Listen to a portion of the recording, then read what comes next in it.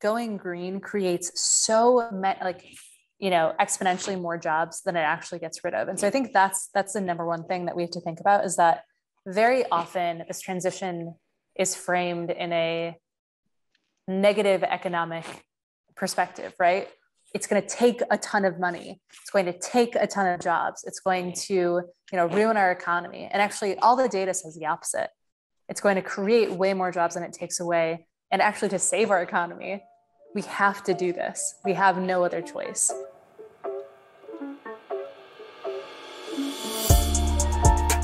Hello everyone, and welcome back to another episode of CleanTech is the podcast. This is episode 32.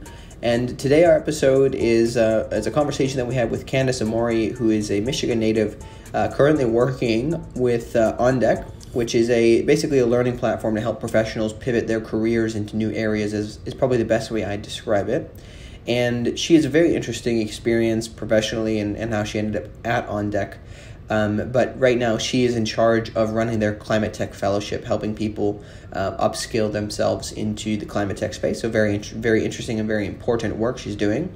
I think just generally speaking, this is a very interesting conversation for me to have, or it was a very interesting conversation because, working in the talent space as my day job, this was interesting to see how so many people are going to be upskilled to, enter into these new jobs that are not really a thing.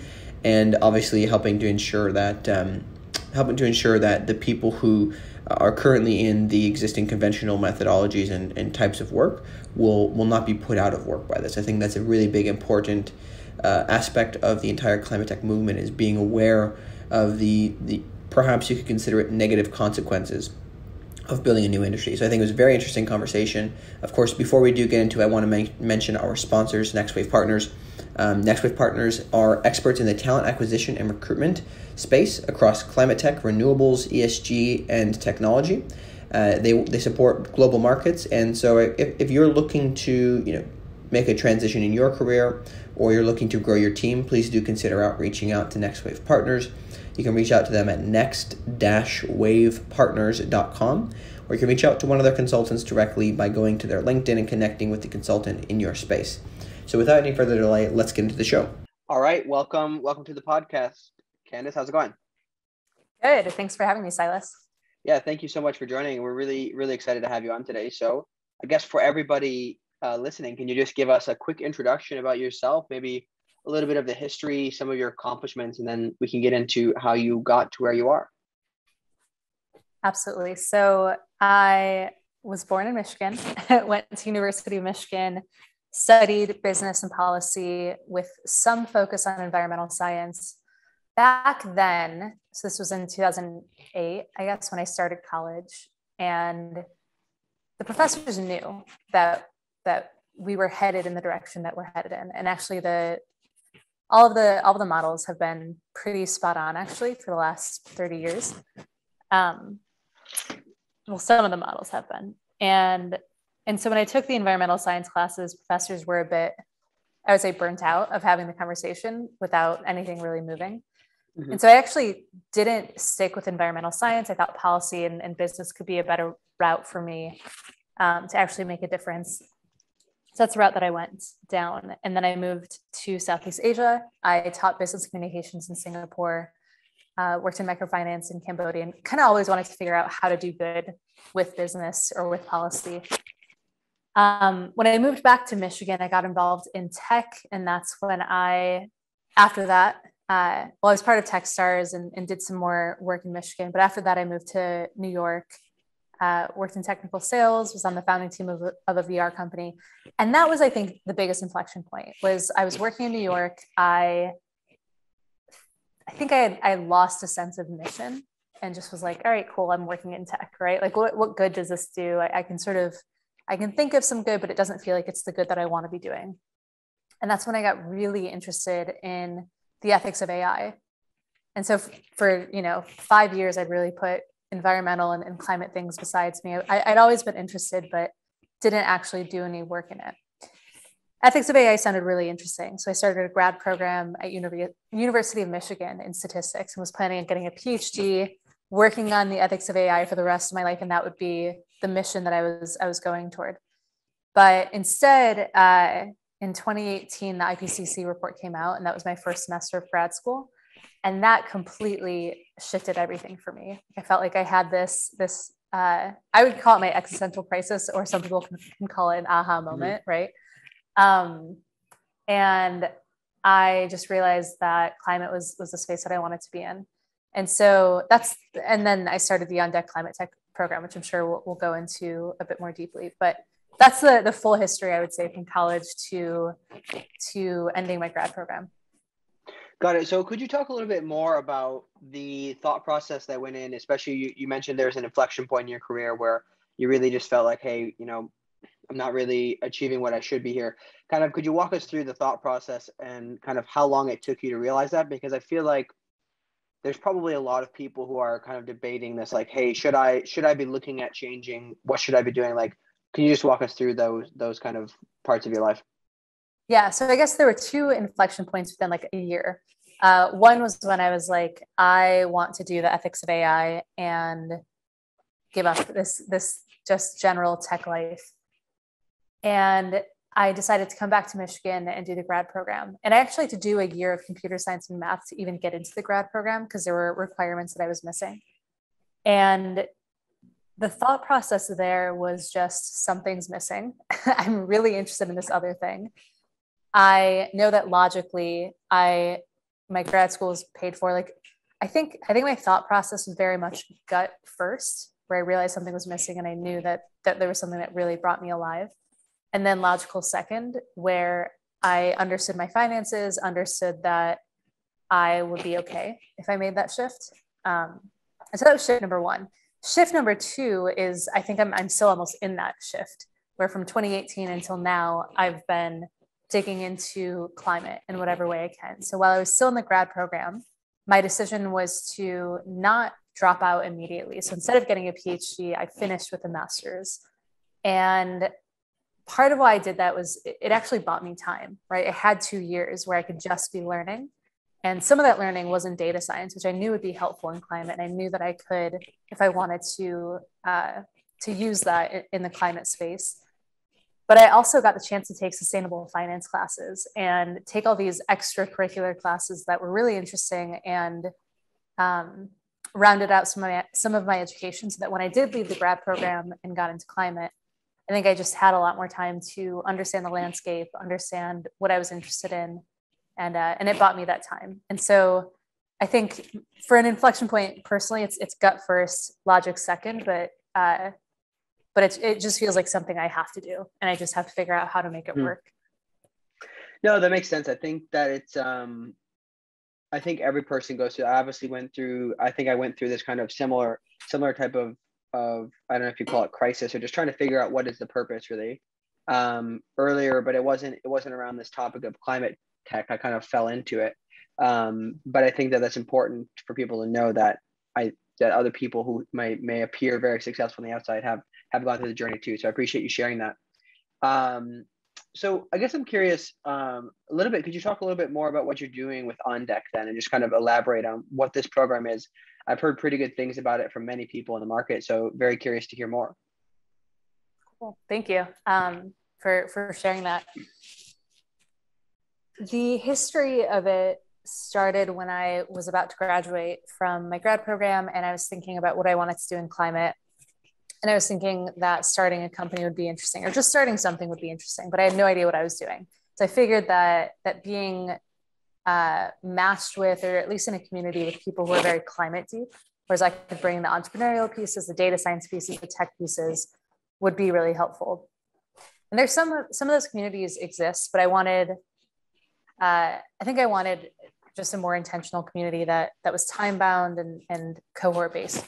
So I actually pitched an idea very similar to what I ended up building at On Deck in the ClimateTech program. And then a couple of weeks later, Eric, who started On Deck and also happened to be in one of my first classes at U of M with me, reached out and said, I don't know where you're at in life, but I know that you want to do something in climate. We are thinking about building out a program in climate. It'll be the first sector program at On Deck. This is what we do. This is why I think we'd be a great fit. And it ended up just being perfect timing, because instead of doing it on my own, I thought, well, On Deck has this great team. It's small. It was probably 13 people at the time. Now I think we're up to 250, a little bit more than a year later. So it's definitely grown incredibly quickly since I've been there. But yeah, it was just, if I want to make an impact and I want to build this community, and that's really what I'm here for, then doing it with On Deck makes a lot of sense. And so the program at its essence is meant to bring together climate deep people. So people of 20, 30 years of experience in utilities, oil and gas, climate science, just got their PhDs in some sort of niche carbon removal space. Like those are our climate deep folks. And those are about half of the people that we want in our program. The other half are entrepreneurial deep. So people have started, built and sold sometimes billion-dollar companies, computer science engineers, or professors at Ivy League colleges who want to come into the climate space, either as generally founders. Most of them are looking to found companies, and some of them are advisors as well, or investors in the space. We want to also balance that, where it's about 80% founders and 20% advisors. And that was actually our old model. And so just in the last month, On Deck as a whole just announced On Deck X, ODX.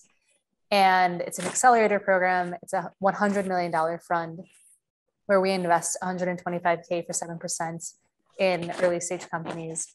And we also will take a bet on people pre-idea. And that's one of the innovations. The first innovation was just building community before building a fund. The second is betting on people before anyone else will bet on them. And so a lot of our climate work now is shifting toward how to be helpful to the founder, how to get more people into the accelerator who are climate tech companies so that we can be helpful to them long-term and just help them make impactful companies. So that's kind of the evolution of even in the short year, probably 13 months that I've been there, what the climate tech program used to be and what it is today.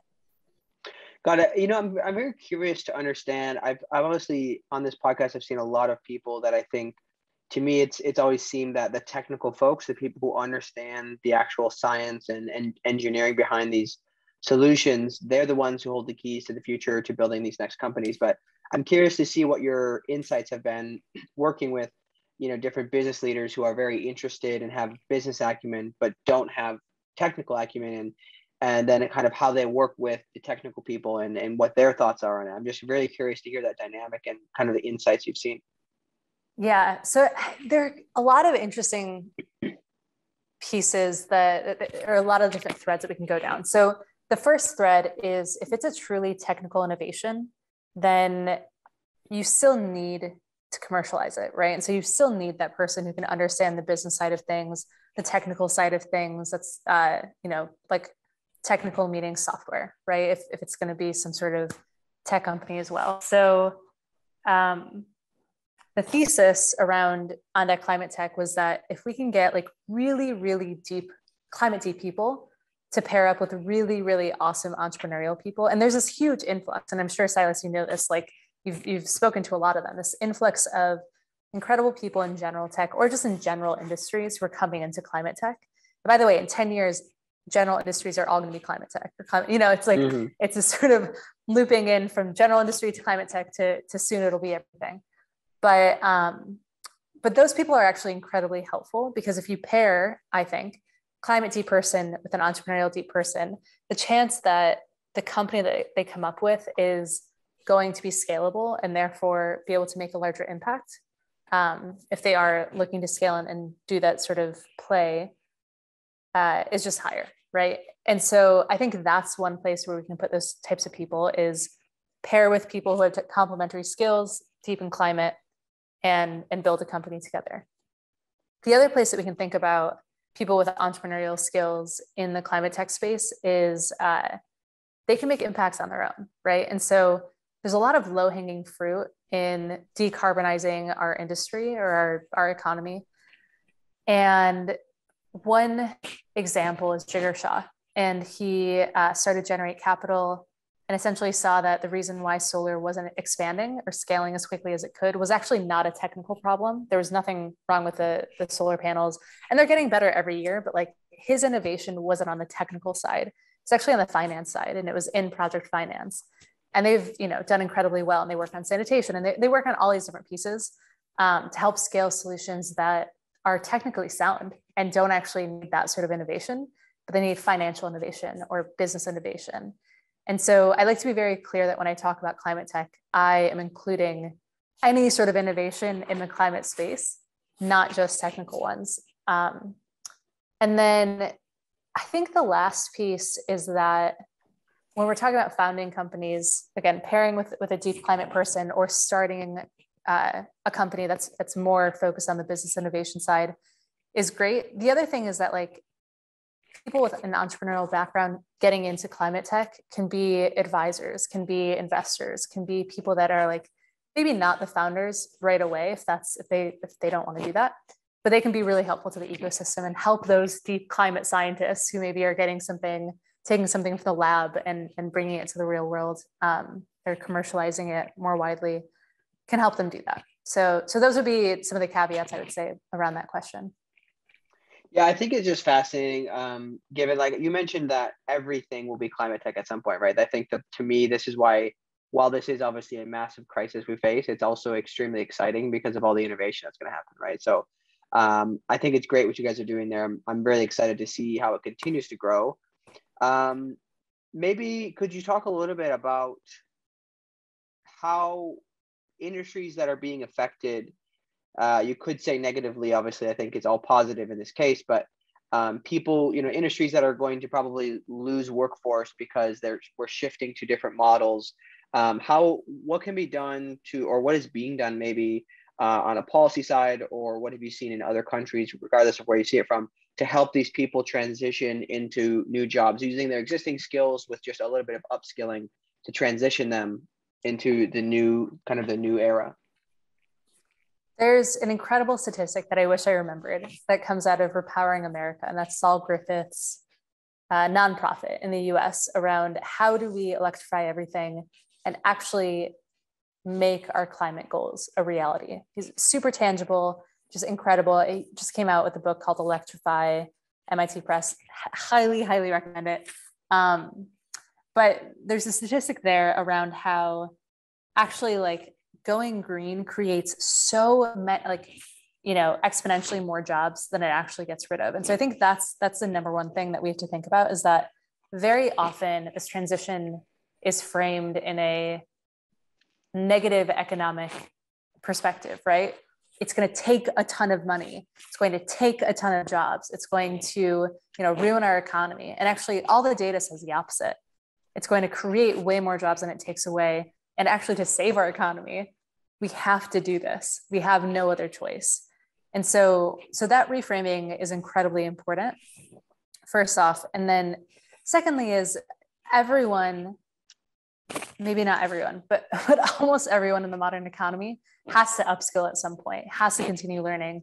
We're almost all knowledge workers. If we're not knowledge workers, we're working with technology or construction or materials that are constantly changing and becoming different sorts of materials or technologies. And so I think that it's very easy to take a book out of the general upskilling world, and that's been done in tech, in construction, in all these different spaces. And so it's not that different for climate tech, but it's something to consider. It's not a problem, and I think that's the reframe that we need.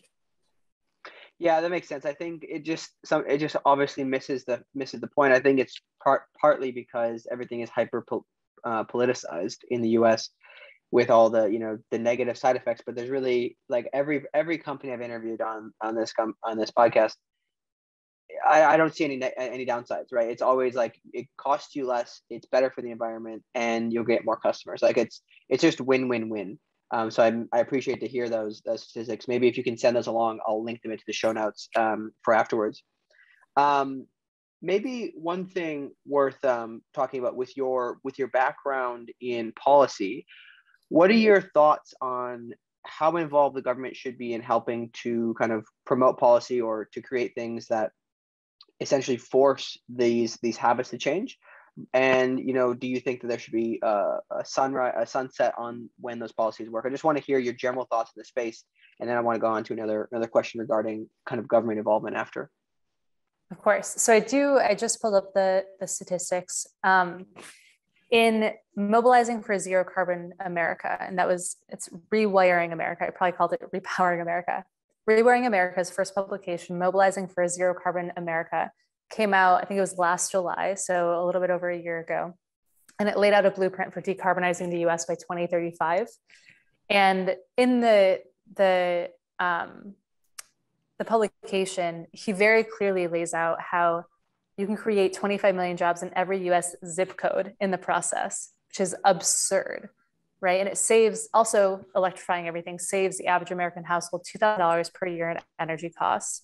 And it's just like, it's the obvious thing that we have to do.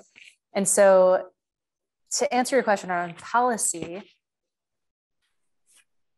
it's incredibly, I mean, we're just coming out of COP, right? And it's just incredibly frustrating to know that policy is this huge lever that if we pulled it would just be able to make a really big difference, but we actually can't rely on it because politicians aren't using it as the lever that it should be.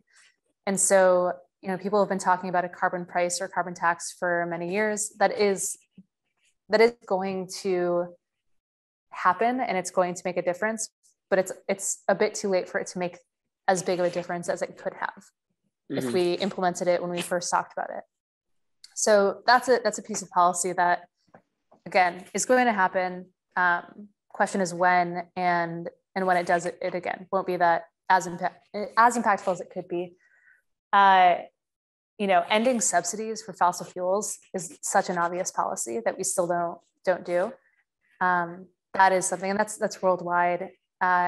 I think the movement, the ESG movement, so the environmental social governance movement in banking, is super interesting, right? Because Chase and a lot of these big banks are some of the biggest financiers of fossil fuels, and that just needs to end. So those high level, those are the policies that have to be changed. Policy is like such a big, what's that physics term where it's like, it's stagnant movement, right? Like if we could get it to be moving, it would make such a big impact and it would be so exciting. But that is why I personally respect people in policy so much, because they are fighting such a hard fight where the amount of effort that they put in is not very often tied to the outcome that they get. It's just it's politicized.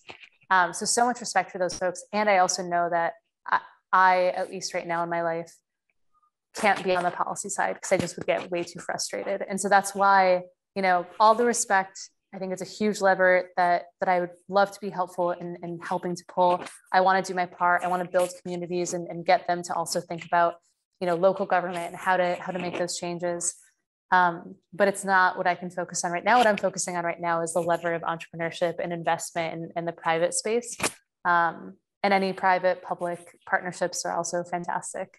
So yeah, that's my thought on policy. I think it could be massively impactful, and we have just scratched the surface. So one quick example, right? Like 2 weeks ago or a month ago, it came out that the ozone layer is actually closing, but I think it's 2035 or 2050.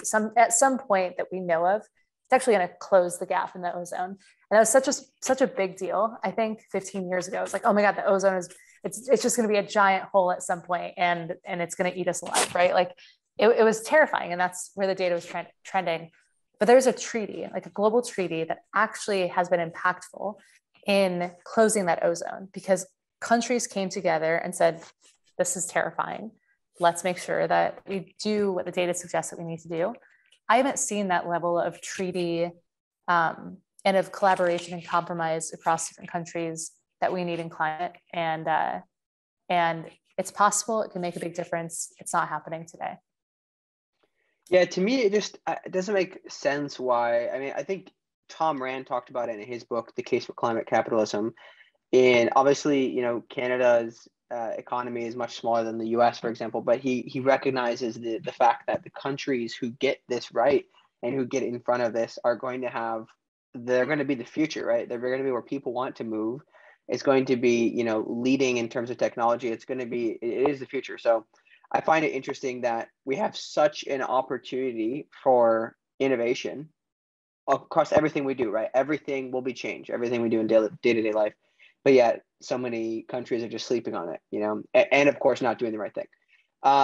You mentioned one thing, public-private partnerships. I actually wanted to go on to this topic, which is, I believe I chatted with Jonathan Reichenthal about this at one point, which is kind of the ways that possibly we can help ensure government entities, whether that's on a municipal or county level, are kind of doing things better in a more, more agile, startup-y way. I know obviously government is created in a way specifically to not be too quickly moving. Obviously that can create some instability, but I'm curious what you're seeing or what your thoughts are on how local people can get involved in their local governments, or even on a larger, maybe a federal scale, people can get involved to help create a faster turnaround period with some of these policies and just with the way things are done.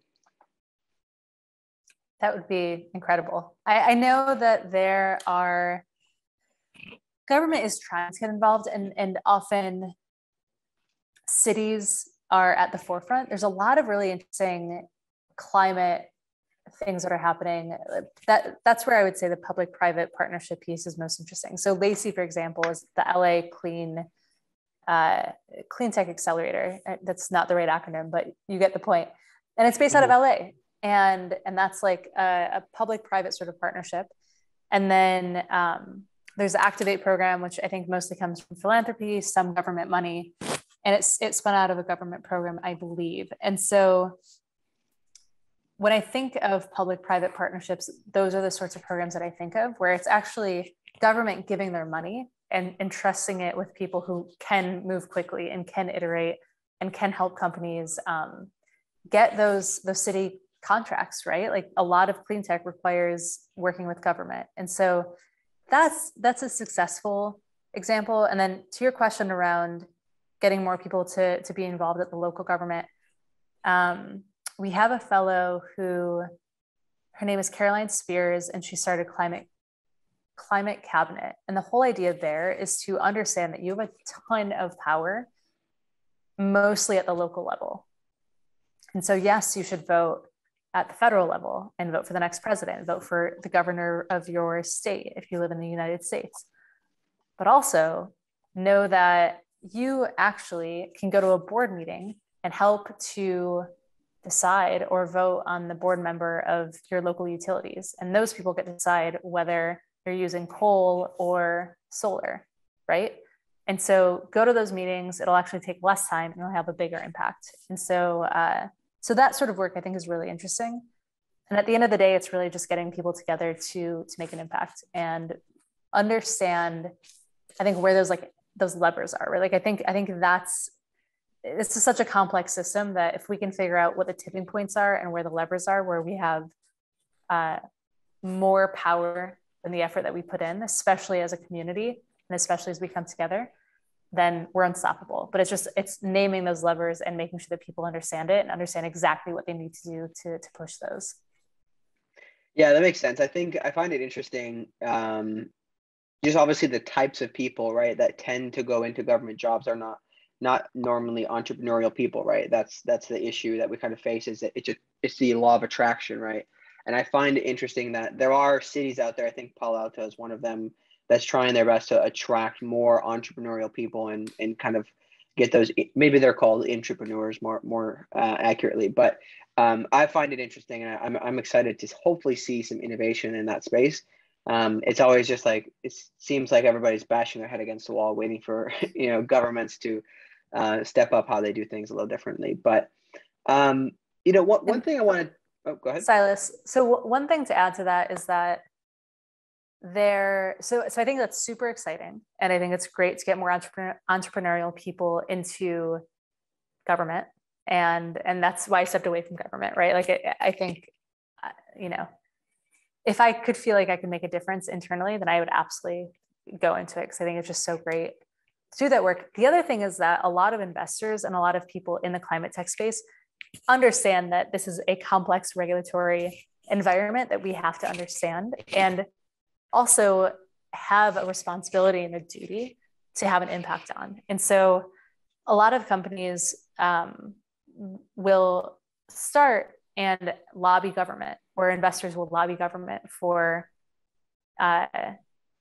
hopefully things that are actually helpful to the larger community, but also helpful for the company, right? And help them spread clean tech and spread, zero carbon energy. So I wanted to just emphasize that yes, entrepreneurs can go in the government, but also entrepreneurs can lobby the government and actually get policies to be changed in their favor and in the environment's favor. Yeah, that's actually another interesting topic that was brought up recently on the show. Was somebody mentioned it tends to be that, especially on a federal level, the large organizations that are incumbent that are changing are the ones with the lobbying dollars, right? So then policies might not actually get changed in per se the most beneficial way to everybody, but the most beneficial way to the company. But I do think, to me, there's something that I'm actually quite excited about is just, you mentioned the ESG kind of movement, which is something I'm quite involved in with my work as well, is that it's just requiring transparency of everybody, right? So the more we have this transparency, the more we'll actually get the right answers and the right outcomes, because everybody is able to see what's happening, right? So I think that's interesting. One topic I did want to ask you about, I think you probably have some interesting perspective or just ways that you might share, because you said you're from Michigan, correct? Mm-hmm. What would you say for people who might, especially in the holidays coming up here, might have family members or just people that they bump into on a daily basis that are not so sold on this idea of climate change being real? What are some of the biggest kind of ways that you encourage people to try to help educate them? I'm just curious to hear your thoughts on that, because I'm assuming you've probably gone through some of this yourself. I have, yes. And step number one is to give up on the people who will not change their mind. If it's going to, if you know that someone's just going to be combative and take you down with them in terms of negativity or whatever it is, ignore them. There are enough people in the world who understand that climate is a thing to think about, but don't actually know what to do. And so I would actually focus on your aunt or uncle or cousin who understands that it's a bit scary or has those feelings coming up and doesn't actually know, they might not know what next step to take. And that's where you can point them toward resources and say, hey, I know you really care. It is scary. I'm so glad I'm doing this work. If you want to do anything related to this, here's a resource, right? So it could be climate cabinet and getting more involved in local government. It could be learning, reading a book, right? Or just saying, here's a really practical book, or here's a list of things that you could do, not only as a consumer to change your consumer habits, but also I'm way more interested in policy change and how communities can come together to make those bigger differences. So that's what I would focus on. If you really do want to try to flip someone who is a denier or just really negative, the best approach that I've found is to ask them about a place that they love. 99% of the time, it's going to be a nature place, right? Like, where do you feel really calm? Where do you love going to? It's probably some lake that they grew up next to. And you can just ask a question of has that lake changed recently? Like, what has your experience been throughout your lifetime? It's probably an older person, honestly, right? And that lake has probably changed, or that environment has probably changed even in the last 10 years in a way that is potentially uncomfortable. And so you could just be like, how would you want that lake to be long-term, or what are your goals? Like, what would you want your grandchild to see when they go to that lake, or whatever it is? And so I don't think you need that person to admit, yeah, clearly it's through man-made climate change, right? Like that, I don't really care if they get to that point. I just care more about like actually giving them a story that they can hold on to and think about, that is just a nugget for them to later be like, oh yeah, obviously, you can't change people overnight, but I think that's the most helpful thing. Yeah, I think that's helpful. I think it's obviously frustrating at times, but I think the important part from what I've noticed is, especially with my own family, it's showing different like tiny nuggets here and there of like the efficacy of these different things, and then showing just the logical ways, because I notice where I come from, a lot of people are still operating on data from 20 years ago, right? That's kind of what their talking points are when this all was first a thing. So solar still doesn't work and all that stuff to them, right? But I appreciate that. Maybe I'm curious, what are some of the what are some of the things that you guys do with On Deck to try to identify potential entrepreneurs? Because I've bumped into just a few. I know there's a lot of technically focused people out there who are solving something, right? But I mean, they tend to be kind of doing this in a way that's not super public. It's not easy to find them. So what are some of the ways you recommend that you guys find them? And what are some of the ways that maybe other investors or maybe other business people can try to seek out these people to partner with them and to build something? So is the question more geared toward how do we get an influx of people to come to us, or how do we sort through that influx to choose the people that we end up working with? How do you get more people to come to you? But also I would be curious to understand what your criteria are. So for people to come to us, On Deck as a whole has done a pretty good job of just marketing. And so that really was step one. But we were the first sector, and we did, I'd say, get some phenomenal folks early on. And so our playbook that I think is totally replicable is to get folks who are on my dream list of people to be involved, right? And I just reached out to them cold. For the most part, if I had a warm intro, that'd be great. But like before I started this program, I had very little to no climate network. And now I feel like I have a reasonable climate network. And that really came from reaching out to a small handful of people that I like were my dream people. Some of them said no. Some of them said, I just don't have the time for this. So I'd say, great, can you be a speaker? For every speaker that I brought in, I said, hey, do you want to be a part of this program? And once we got the core group of people and we went public, people just saw who else was involved and said yes. And so I think the learning here that maybe is I think replicable in a lot of situations is have a really good story of what you're building. Cause like I knew very clearly what I was building. And I also knew that I wanted it to be like co-created with other people so that it did meet what they wanted. And we iterated very quickly and all of that. So had a very clear story, but also was clear that like I am here serving them. Got them signed up, asked that, I could be public about the fact that they're involved. And then got a ton of awesome people that way. And so a ton of people applied. I think the acceptance rate was about like 10 to 20% for the actual fellowship at any given moment. And so because of that, we were able to choose really high caliber people. And in terms of picking, the main thing that we were looking for was just a spike in something, right? So if they were climate deep, maybe had a PhD, maybe had 20 years of experience at this awesome company, had risen to VP or, some sort of high status within the company, or just were like deep experts in something. And that was very obvious. And on the entrepreneurial side, did they start fucking phenomenal companies that, were really successful? Were they really early at phenomenal companies? Did they have a PhD in something tech, or, are they a professor in tech? And so really about a spikiness, because we wanted people who were really deep experts in whatever they were really deep experts in. We wanted a variety of different types of deep experts so that they could meet each other and learn from each other and partner with each other and start more companies.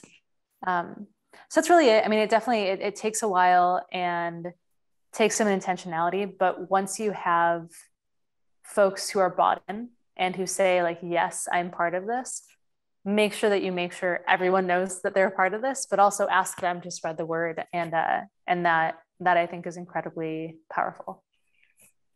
Yeah, I've noticed a lot of people have mentioned it. So you obviously have done a good job there. I think I've had just in the past couple of months, like 5 different people mention this. And I think one person in particular I had connected with is well on their way to getting a new opportunity because of this, right? Because they kind of made that transition, which kind of brings me to one of the final questions, unless you have any final thoughts, which is what are your recommendations to people who are in maybe some conventional space and they want to either shift entirely into climate tech or find a way to kind of help shift their own space that they're in to climate tech? This is my favorite question by far. When I think about the guiding principles of the climate tech program that I built out, there were threefold. So one was imbuing everything that we did with stubborn optimism. And so that creates a bias for action, right? Like it's so easy to get bogged down in some of the negativity here. And two, especially if you're coming from a different space, think like, I have nothing to add. But if you can have some stubborn optimism, know that there's hope, then you have a bias for action. Second was more shots on goal, because we wanted to start more companies and just have more climate companies, throw things at the wall and see what sticks. And thought that was really important. But the last thing is all hands on deck. And it's just getting way more people involved in the climate tech space, whether it's starting companies, advising, joining companies, whatever it is. And so a lot of our fellows have been people from outside of the climate tech space who have made that internal commitment that they are going to be committed to climate. And I really think that there are emotional pieces to this and then tactical pieces. The emotional piece is just knowing that you have something to offer and that it's worthwhile to do this, right? That you're not giving up anything, you're actually gaining a ton. And so one, the space needs you. I think if anyone here is listening and they want to get into the climate tech space, the space needs you, whatever your skill is, whether it's marketing or business development or software, there is a place for you, absolutely. And is it worthwhile to you? I think so. I think we're at the cusp of what it feels like in the beginning of the internet when that was starting. Like that is what this climate tech wave feels like.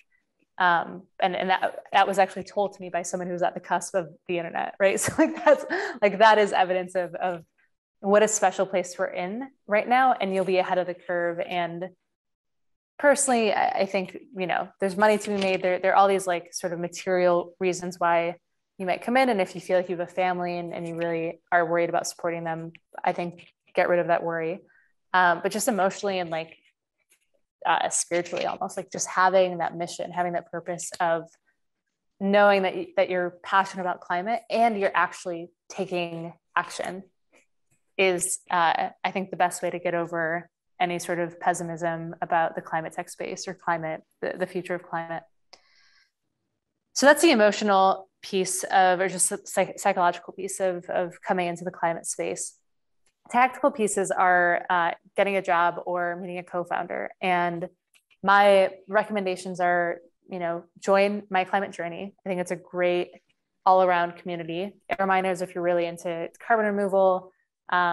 There's, I think, the Climate Change Academy by John Sanchez, where you can dig into some problem sets. On ClimateTech, obviously, come to us if you're interested. We're going to be, we have the accelerator model, and we're also going to do some build sprints where we're going to help people potentially meet co-founders and run experiments for things that they'd want to build.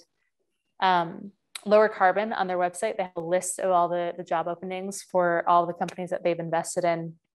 Climate Base has a bunch of companies. Terra.do has a bunch of companies and is great education. So tactically, I think if you're really interested in one industry within climate, go really deep in that industry, research as much as you can, learn every company that's in that space. But if you're industry agnostic and you just know that you're an incredible marketer, then search for every marketing job across the entire climate space, talk to a bunch of people and get in that way. But there are tons of opportunities and now's the time to get in. Yeah, I think I agree. One thing as a recruiter that I've seen that to me isn't a problem yet, but it will be probably in the very near future with the explosion of capital into so many companies, which is obviously a great thing. But what oftentimes happens is that most companies, I wouldn't say it's delusional, but they really think that they're going to be the one company that attracts all of the best talent in the market, which at this point, there's very few people who are already experts, right? So that talent will be eaten up within, who knows, months or a year, right? It's not going to be long.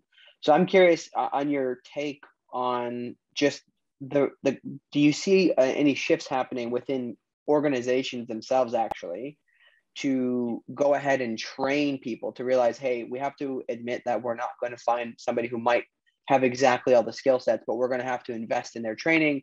We have to make a sustainable culture of hiring people who may not have the technical expertise we need, but have the personality or motivators to do so. What are you seeing in that realm?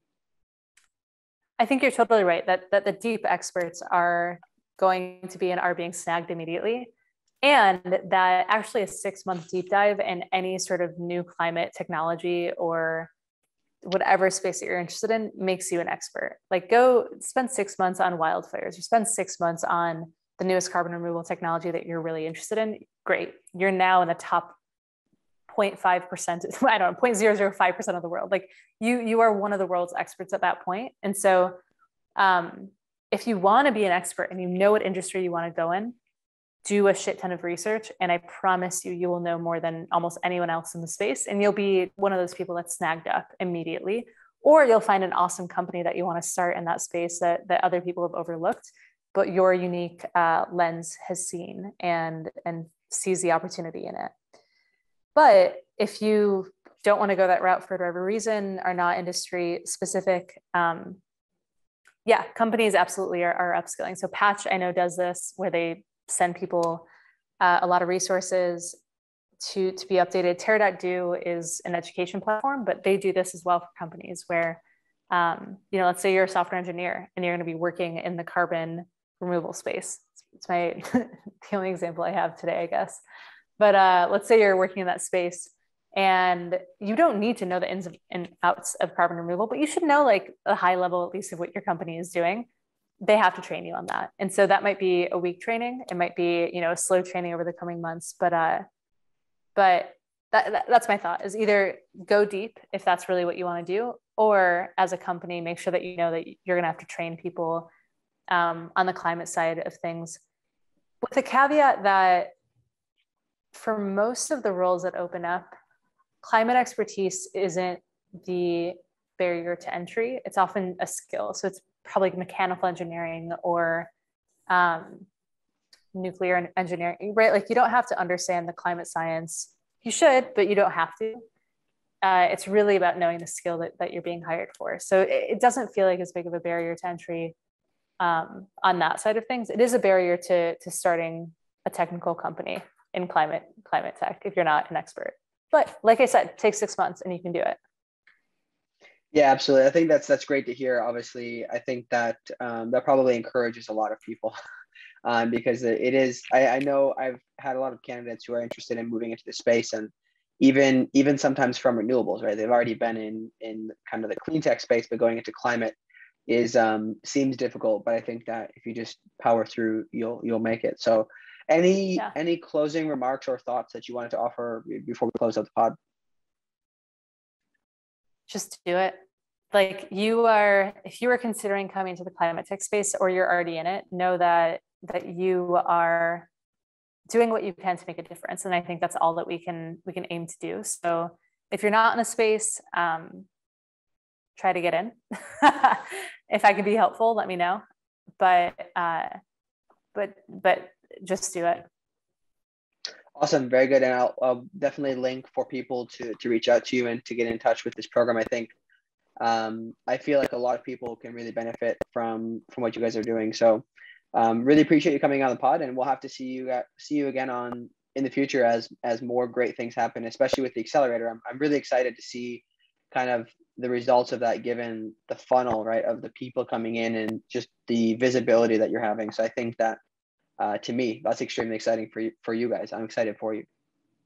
Thank you, Silas. Yeah, let's definitely be in touch. I would love to do this again.